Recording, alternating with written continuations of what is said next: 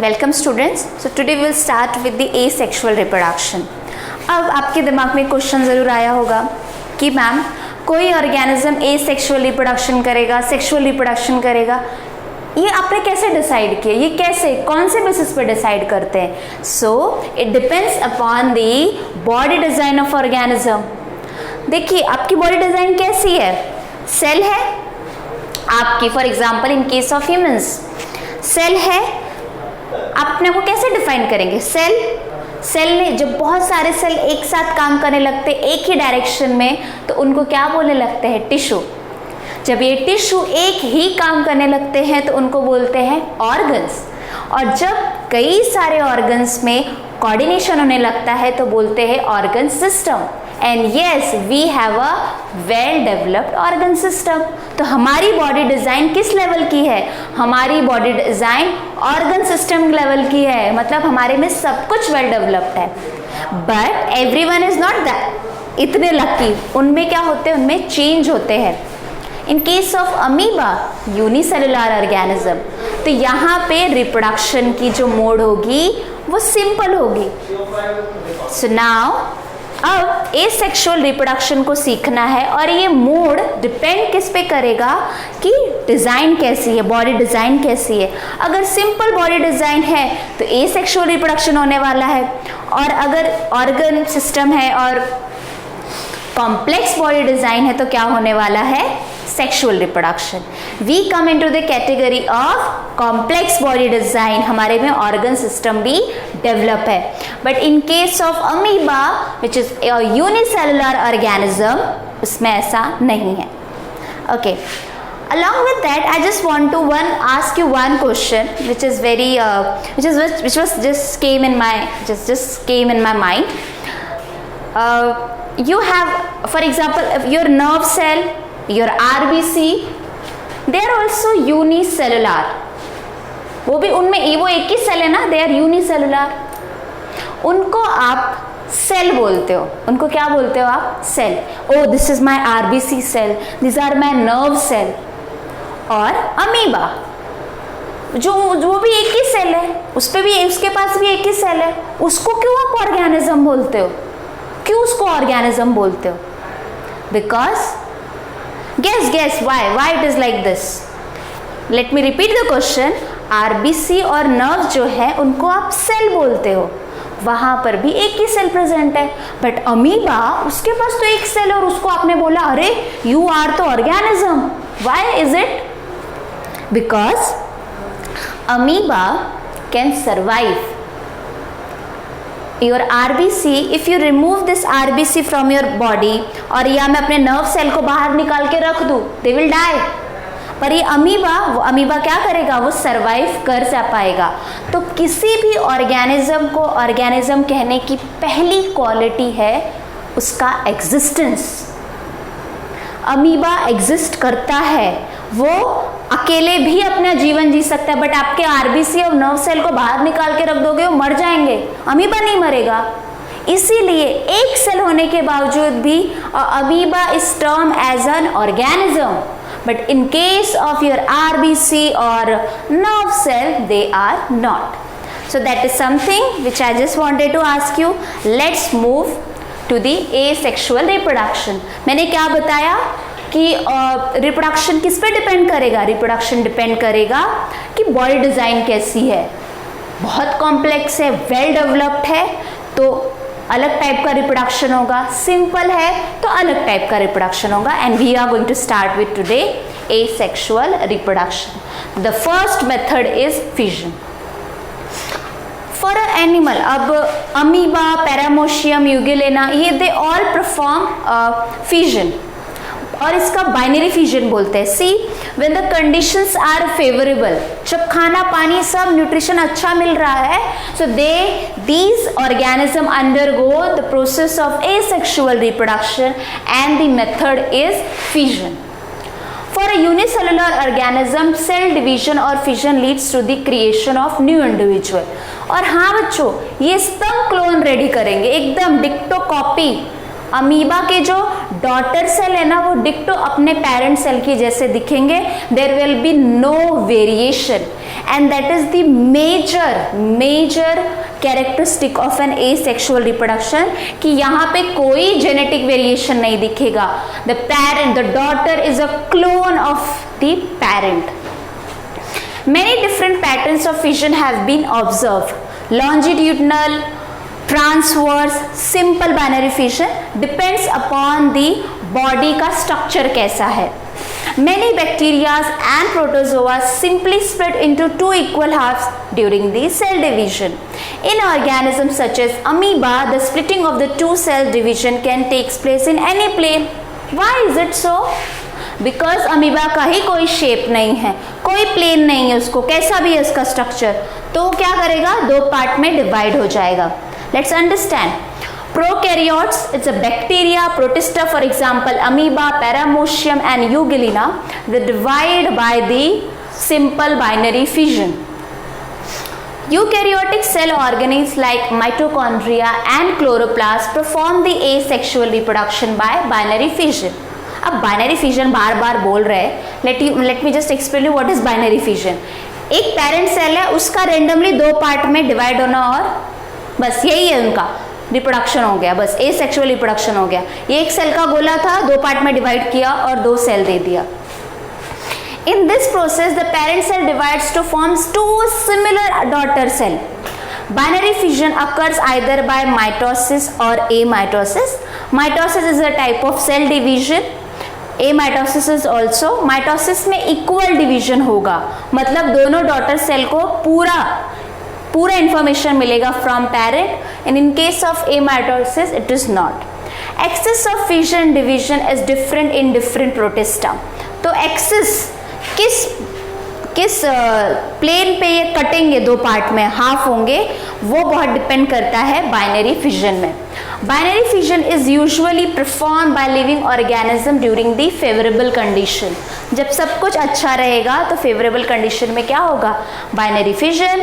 And yes, amoeba divides in any plane due to the lack of specific shape and that is known as simple binary fission. So you can say here parent amoeba है, पहले उसका nucleus, मैंने क्या बोला था, nucleus क्यों देना पड़ेगा, क्योंकि उसी से तो बेचारे को पता चलेगा ना. Blueprints, yes you are right, पहले ब्लूप्रिंट्स को ट्रांसफर किया, फिर उसको माइटोकॉन्ड्रिया भी तो देना पड़ेगा, तभी तो एनर्जी प्रोडक्शन कर पाएगा. तो पहले क्या करेगा, न्यूक्लियस को इलोंगेट करेगा, उसके बाद साइटोप्लाज्म में दे देगा और टू डॉटर सेल बना देगा, which is exactly the same copy of the parent cell. Now the second, that is fission, is leishmania. However, some unicellular organism show somewhat more organization. अब ये जो मैं आपको बता दूं, एकदम सिंपली मैं बता रही हूँ, ये जो रिप्रोडक्शन का जो आप पूरा चैप्टर पढ़ रहे हो, ये स्टार्ट विथ एक सेलुलर, मतलब यूनिसेलुलर से एक मल्टी सेलुलर ऑर्गेनिज्म में जैसे जैसे ऑर्गन्स की कॉम्प्लेक्सिटी बढ़ती जाएगी, बॉडी डिजाइन जैसे ही कॉम्प्लेक्स होता जाएगा, मोड ऑफ रिप्रोडक्शन भी कॉम्प्लेक्स होता जाएगा. अब वही यूनिसेलुलर ऑर्गेनिज्म में when you will take this example, इसमें बॉडी डिजाइन थोड़ा डेवलप है. This is basically, it is involved in the Kala-Azar, which have a white-like structure at the end of the cell. In such organism, binary fission occurs in the definite orientation in relation to these structure. When I have shared you the first video for asexual reproduction, in that I have given you the example of Eugilina and Paramecium also. So binary fission unicellular organism करते हैं, favourable condition आएगी तो वो binary fission करेंगे. Plane, कौन से plane में ये बाइनरी फिजन होगा वो डिपेंड करता है. अमीबा कोई भी प्लेन फॉलो कर सकता, कोई भी प्लेन उसमें फॉलो नहीं होता, बिकॉज उसका कोई स्पेसिफिक शेप नहीं है. फिर you have taken this example. Now multiple fission. Multiple fission में the example is plasmodium, malaria का इन्वॉल्व, मलेरिया के लिए रिस्पॉन्सिबल है. Single celled organism such as the malarial parasite, it's a malarial parasite plasmodium, divides into many daughter cell simultaneously and by multiple fission. So see, this is the nuclei. ये लोग क्या करेंगे, अगर तुमको दिख रहा है ये बाहर क्या होता है ना, प्लाज्मा जो उनकी जो है ना मेम्ब्रेन, उसको ये लोग क्या कर लेंगे पता है, उसकी प्रोटेक्टिव लेयर बना लेंगे, एक प्रोटेक्टिव लेयर बना लेंगे और अंदर ही अंदर न्यूक्लियस एंड साइटोप्लाज्मिक डिवीजन, मतलब ब्लूप्रिंट्स का ट्रांसफर और साइटोप्लाज्मा सबका ट्रांसफर करेंगे और छोटे छोटे छोटे क्या बना लेंगे, सेल्स बना लेंगे। और ये किसके अंदर इनक्लोज है, एक सिस्ट के अंदर।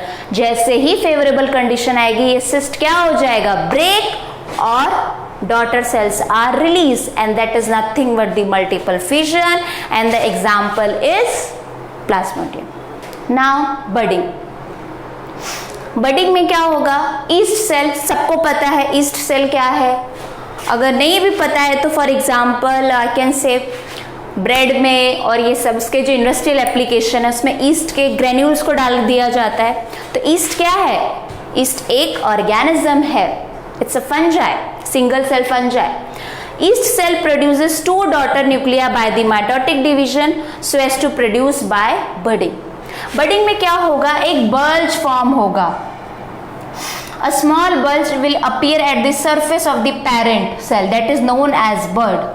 अब ये बर्ड में क्या होगा, न्यूक्लियर उसको दे देंगे और one of the 2 daughter nuclei enter into the bud after the sufficient growth, मतलब जब बर्ड को पता चल जाएगा now I can survive my own, my individual life, independent life जी सकता हूँ, तो ये बर्ड ईस्ट पेरेंट्स ईस्ट से ब्रेक हो जाएगा और इंडिविजुअल लाइफ जीने लगेगा, and that is known as budding. Now which जो अभी तक हमने देखा, it is all is unicellular organism में एसेक्सुअल रिप्रोडक्शन कैसे होता है। अब हम देखेंगे asexual reproduction in multicellular organism. Multicellular organism में the basic example is fragmentation. Fragmentation को in Hindi if I want to explain you कैसा है, फेवरेबल कंडीशन होनी चाहिए। पहली बात, खाना पानी बहुत अच्छे से सब मिल रहा है तो क्या होगा, ये सेल जो ये स्पायरोगायरा है उसका सेल डिवाइड होगा बहुत सारे मल्टीपल पार्ट्स में, और ये सारे मल्टीपल जो पार्ट्स हैं they will start living a individual life. The body of the parent organism breaks into many fragments and each fragment start to live as an individual organism, and the example is a spirogyra। spirogyra ये process कब करेगा, because whenever there is a plenty of water and nutrients are available to the spirogyra, its filament grow very fast and break into small fragments, and that each small fragment will start a individual life, that is a new spirogyra fiber। Now regeneration, regeneration is very interesting, very interesting। regeneration में क्या होता है, वो organism के कुछ parts हो जाएंगे और जैसे example is planaria which we are going to see in the coming slides. Many full differentiated organism have the ability, अब as compared to amoeba, planaria is quite developed। So now in this case regeneration होगा। Many fully differentiated organism have the ability to give rise to a new individual organism from their body parts। That is, if the individual is somehow cut or broken into many pieces, many of these species will grow, उसका जो बाकी के बचे हुए part है वो separate हो, पूरा एक इंडिविजुअल बना देंगे। Planaria can be cut into any number of species and each piece grows into a complete organism। This is called regeneration। अभी भी अगर confusion है तो yes, और हाँ yes, regeneration जो करते हैं वो specialized cell होते हैं। Let's पहले एग्जाम फोटो देख लेते हैं और उसके बाद देखते हैं। Planaria breaks up its body part into 2 parts and thereafter each part regenerates remaining part of the body and thus two planaria are formed। So this is the planaria। इसने देखो खुद को डिवाइड किया, 1 2 बचे हुए पार्ट से एक complete new planaria बन गया। और ये ऑर्गेनिज्म ये क्यों कर पाता है, because of the presence of specialised cell. These cell proliferate and make a large number of cell। From these mass of cell, different cell undergo changes to become various cell types and tissue, और इसको पूरा एक new organism बन जाएगा। And the example is planaria. See this is nothing very, बहुत ज़्यादा difficult नहीं है। आपको क्या करना है, इस वीडियो को पीपीटी को अपने सामने रखना है और अपनी बुक को सिर्फ पढ़ना है, बहुत सिंपली एक्सप्लेन हो जाएगा। बिकॉज अगर जिस दिन आप सेक्सुअल रिप्रोडक्शन हम लोग स्टार्ट करेंगे उसके पहले ये सब आपको क्लियर करना ही है। नाउ रीजनरेशन के साथ में एक और भी बता दूं, ये तो रीजनरेशन है, एक लिमिटेड रीजनरेशन भी होता है which you have already must have observe lizard में। उसकी जब भी टेल को अगर कट भी गलती से किसी भी कारणवश हो गया तो बाकी की वो टेल को फिर से बना लेती है, तो वो पूरा ऑर्गेनिज्म तो नहीं डेवलप हो सकता उस कटी हुई टेल से, बट यस वो टेल को फिर से रीजनरेट किया जाता है and that is the example of limited regeneration. Now budding, अब ये बडिंग वो ईस्ट के बडिंग से थोड़ी सिमिलर है similar, but east budding use करता था और east was a unicellular, this hydra is a multicellular. क्या होता है इसमें, let's see. Under favorable condition, an outgrowth is formed by the repetitive division of regenerative cell, that is a specialized cell which is present in the hydra, और वहां पे क्या होगा, एक बल्ज फॉर्म होगा, उसको बोलते हैं bud. Bud grows progressively and finally form a small hydra. देखो यहाँ पे स्मॉल हाइड्रा बन गया बच्चों। Dermal layer and digestive cavity of the budding hydra are in the continuity with the those with parent hydra. इसके साथ ये dermal layer और डाइजेस्टिव कैविटी शेयर करेगा। क्यों शेयर करेगा, बिकॉज उसको अभी क्या करना है, बेबी हाइड्रा को बड़ा करना है, उसको लाइफ इंडिविजुअल लाइफ देनी है ना, तो पहले उसको क्या करेंगे, डर्मल और डाइजेस्टिव कैविटी शेयर करेंगे, उसको खाने पीने की सप्लाई वो करेंगे। Parent hydra supplies nutrients to the budding hydra. Budding hydra separates from parent hydra and start to lead an independent life. When एक confidence आ जाएगा, now I am able to survive, एक independent life, तो ये budding hydra separate हो जाएगा और एक नया hydra बन जाएगा। So this is budding which is going on in multicellular organism, that is hydra.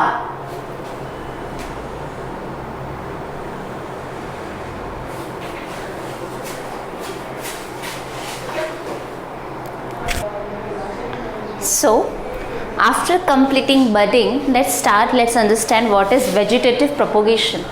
Vegetative propagation के बहुत सारे applications भी हैं, बहुत सारी चीज़ों में इसको यूज़ करते हैं। गार्डनिंग में बहुत यूज़ होता है vegetative propagation, और vegetative propagation it's a method of reproduction in plants। और ये कौन से plants होते हैं, चलिए देखते हैं। There are many plants in which parts like root, stem or leaves develops into new plant under the appropriate condition। मतलब अगर उस प्लांट के रूट को आपने सो किया और अच्छी एक कंडीशन, फेवरेबल कंडीशन दी, उसको प्रॉपर कंडीशंस दी, उसको प्रॉपर अच्छा खाना पानी अच्छे से उसका ध्यान रखा, तो वो एक नए प्लांट में डेवलप हो जाएगा। Reproduction in plants with the help of vegetative parts like root, stem, leaf or bud is called vegetative propagation. Unlike in most animals, plants can indeed use such mode of reproduction. This property of vegetative propagation is used in the methods such as layering or crafting to grow many plants like sugar cane, rose or grapes for agricultural purposes. Plants raised by vegetative propagation, they look identical to their parent cell, जो कि और हाँ जो seed के साथ जो produce हुए थे, मतलब जो normal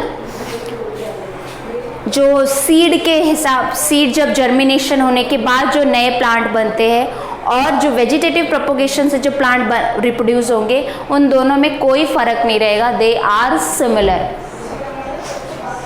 Such methods are also make possible to the propagation of plants such as banana, orange, rose, jasmine, because इनमें सीड नहीं होती तो इनका जो कैपेसिटी है सीड प्रोड्यूसिंग वो लॉस हो चुकी है, तो ऐसे प्लांट्स को आप वेजिटेटिव प्रोपोगेशन के हेल्प से रिप्रोड्यूस करा सकते हैं। Another advantage of vegetative propagation is that all parts are genetically similar enough to the parent plant, मतलब सिमिलर दिखेंगे, दैट इज ऑफ लाइक जो एक नया जो नया प्लांट बना वो पेरेंट प्लांट से एकदम जेनेटिकली सिमिलर होगा। And this is the picture which I have shown you for rose, orange और बनाना में भी यूज करते हैं। And this are some examples of vegetative propagation. Vegetative propagation potatoes में कैसे होता है, ट्यूबर में जो आइस प्रेजेंट होती है। ब्रायोफाइलम में बर्ड्स प्रेजेंट होते हैं उनके लीफ मार्जिन पे। वेजिटेटिव प्रोपोगेशन शुगर और ग्रास, शुगर केन और ग्रासेस में क्या होता है, उसके नोड्स पे प्रेजेंट होते हैं। अगर उनको जाके आगे लगा के नए जगह पे उनकी कटिंग करके आप लगाओगे, you will get a new plant. Vegetative propagation in plants like carrot and radish, root लगाते हो ना तभी तो उसके नए प्लांट्स बनते हैं। तो that is the example of vegetative propagation. And the last asexual reproduction is spore formation is in rhizopus. आपने वो जो ब्रेड पे देखिए, जो बहुत दिनों तक अगर आप उस ब्रेड को, किसी ब्रेड को आपने मॉइस्ट कंडीशन में छोड़ दिया तो इस पे एक ब्लू ग्रीन कलर की एक लेयर दिखाई देती है, and that is nothing but a fungus that is known as mucor. They have a sporangia. यहाँ पे क्या होता है, स्पोर फॉर्मेशन होता है। इसमें क्या होगा बच्चों, स्पोर फॉर्मेशन होगा। And under the favourable condition ये स्पोरेंजिया क्या हो जाएगा, बर्स्ट हो जाएगा, स्पोर्स रिलीज हो जाएंगे। और जैसे स्पोर्स रिलीज हो जाएंगे वो मॉइस्ट, जैसे उनको थोड़ी भी मॉइस्ट मिली, they will germinate and new fungal colonies form, and that this is something which is going on। एक कॉलोनी से एक स्पोर, देखो ये स्पोर यहाँ पे स्पोरेंजिया था, इसके अंदर स्पोर्स फॉर्म्ड हुए। Under favourable condition the sporangia going to burst, spores will be release and new colony is formed। So that is the example of spore formation। So we have covered all the asexual method in unicellular and multicellular organism। In your book something is given like a tissue culture। Tissue culture में क्या होता है, plant का कोई tissue उसको लिया जाता है, आर्टिफिशियली मीडिया पे उसको रखा जाता है, उसको ग्रो किया जाता है। अगर उस टिश्यू को आपने एक आर्टिफिशियल मीडिया, मतलब आई कैन सिंपली एक्सप्लेन कि उसको अच्छा न्यूट्रिशन दिया, तो ये क्या होते हैं, ये जो टिश्यू आप लेकर आए थे थोड़ा सा, वो टिश्यू क्या होते हैं, डिवाइड हो जाते हैं और उससे बनता है कैलस। उस मतलब वो जो टिश्यू जो डिवाइड होके, जो बहुत सारे टिश्यू साथ में बने ना बच्चों, उसको बोलते हैं कैलस। वो सेल जो डिवाइड हुए, जो टिश्यू जो सेल अभी बने हैं, पूरा जो गुच्छा बना, उसको बोलते हैं कैलस। अब इस कैलस को क्या करेंगे, पहले एक ऐसे मीडिया पे रखेंगे जो रूट को, मतलब जो रूट की ग्रोथ को प्रमोट करेगा। फिर जैसे रूट हो जाएगी तो फिर उसको दूसरी बॉटल में लेकर जाएंगे, दूसरे मीडिया पर जहाँ पे शूट सपोर्ट होगा, और एट द एंड हमें बहुत सारे ऐसे नए प्लांट्स मिलेंगे। इस मेथड का एडवांटेज ये है बच्चों कि आपको एक छोटे से टिश्यू के, एक छोटे से प्लांट टिश्यू से आपको बहुत सारे न्यू सेपलिंग्स मिल गए। मतलब बहुत ही कम जगह को यूज़ करके और बहुत ही कम टाइम में टिश्यू को यूज़ करके आपने नए सेपलिंग्स बना लिए, which is nothing but tissue culture. So अभी ये प्लांट है, देखो इट जस्ट रिवाइव, यहाँ पे उसके सोर्स को लिया, फिर उसको रिप्रोडक्शन किया, उसकी शूटिंग एंड रूटिंग की, मतलब रूट को ग्रोथ कराई, शूट की ग्रोथ कराई, and then the new individuals are form. And हाँ, इनको जाके अब फील्ड में जैसे नॉर्मल प्लांट्स को लगाते हैं वैसे उनको लगा दो और नए plants they are ready. So this is the advantage of tissue culture. Vegetative propagation और टिश्यू कल्चर इज़ वेरी बहुत ज़्यादा इंपॉर्टेंट हो जाता है एग्रीकल्चर एस्पेक्ट से। So today we have learned about the asexual reproduction क्यों करते हैं, वेरिएशन क्या है, वो फर्स्ट वीडियो में कवर कर लिया है। सो इन दोनों वीडियो को अभी आप शांति से देखो, समझो एंड नोट्स बना लो, and after that will start with sexual reproduction. If you have any doubt comment करो और पूछो मुझसे, कोई भी डाउट आते हैं, कुछ अगर मिस हो गया है वो भी मुझे बताओ। Will again talk and solve your doubt. Thank you.